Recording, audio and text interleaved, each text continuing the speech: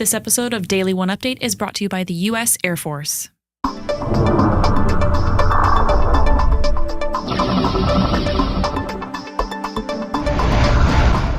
Hello and welcome to Daily 1UPdate for July 30th, as that little sign tells me. That's a Friday.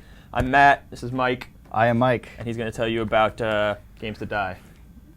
Games to die? No, it's games to play before you die. Yes. This is a feature that Jeremy put together. He asked us a whole bunch of questions around the office. One question. One question, and we could only pick one game that we would recommend to anyone to play before they died.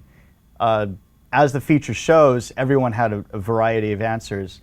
So on the topic of interactive narrative, me personally, I believe that Half-Life 2 exemplifies this, whereas surprisingly, Tina Sanchez decided to pick Call of Duty 4. Surprise! Other features that get pointed out, Ray mentions that flower exemplifies the immersive design because, well, the game's goal is to be a flower and you're supposed to float, and that's what the game is. Well. It does that very well for that game. Even though you hate it. I didn't. Okay. Hater.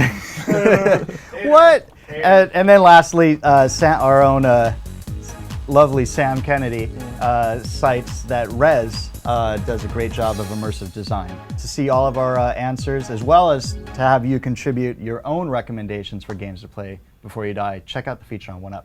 Yes. All right, so next up we got Guitar Hero versus Rock Band. This is a feature idea we had, a week or two ago. Basically, we decided to ask the same questions of the Guitar Hero guys and the Rock Band guys and kind of see what they said. I'm not even sure if we really told them we were doing this. We might have just happened to ask them and put them next to each other, but it makes for a fun feature.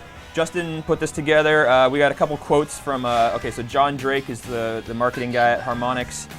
He basically says, "I think we have set ourselves apart pretty clearly. Maybe a little bit of ego there. We got the longest path straight through this franchise. We have a substantial game.